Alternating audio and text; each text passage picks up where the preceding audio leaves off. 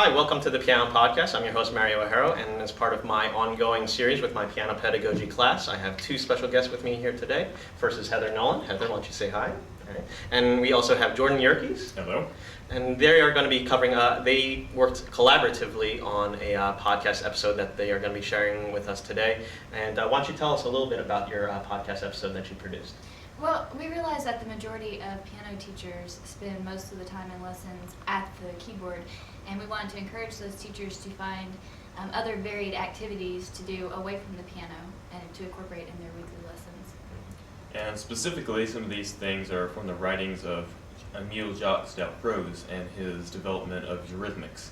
In our podcast, we'd like to demonstrate two of Dalcroze's activities that are specifically designed to assist students in developing a sense of inner rhythm through kinesthetics. Right, and we're going to be actually seeing some actual footage of you putting these into practice, correct? That's right, with Great. the students. Okay, so we'll look forward to seeing this podcast by Heather and Jordan. Hello, I'm Jordan, and I have with me here Heather. Hi. And we would like to give some demonstrations of some Dalcroze Eurhythmics activities. Most piano teachers spend the majority of their time with their students directly in front of the keyboard, and we've got some activities that will help students develop a better sense of rhythm and musicality away from their instrument. Most of the students that I have right now are very young, between the ages of 5 and 10, and I found that it's really hard for them to sit still through an entire piano lesson. So I think it's good for teachers to see if they can find ways to incorporate other activities into their lessons with their students. Dalcroze believed that if students could learn kinesthetically by using their whole body, then they would develop a much stronger sense of rhythm and also be able to play more musically and expressively. In this podcast, we'd like to demonstrate a couple of different group activities that incorporate several students all working together. The first one we will do involves passing a ball around a circle, and this helps the students develop a sense of rhythm and when the music stops and changing speeds by the speed that they pass the ball.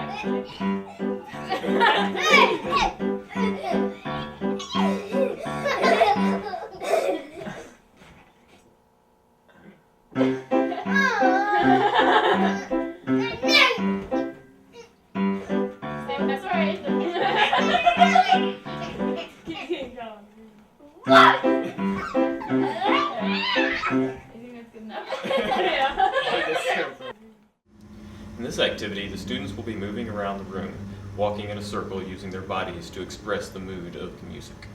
We use 3 different examples that also help the students really pay attention to what they're hearing and expressing. The first example is a smooth lyrical piece of music. The next involves a dotted rhythm, and the one after that involves staccatos. Are you ready? Yeah.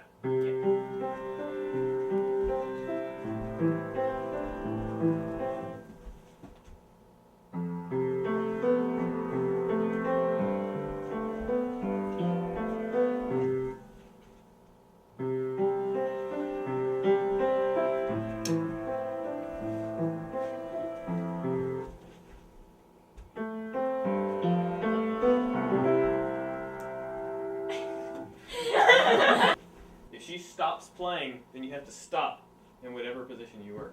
Okay, start back to the okay.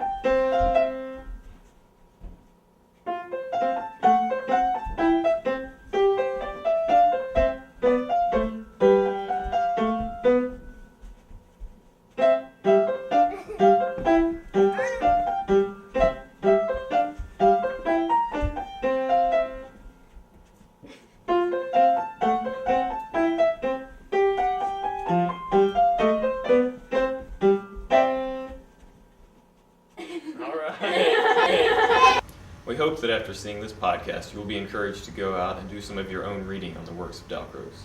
Hopefully you'll be able to also find some new varied activities to incorporate in your private piano teaching.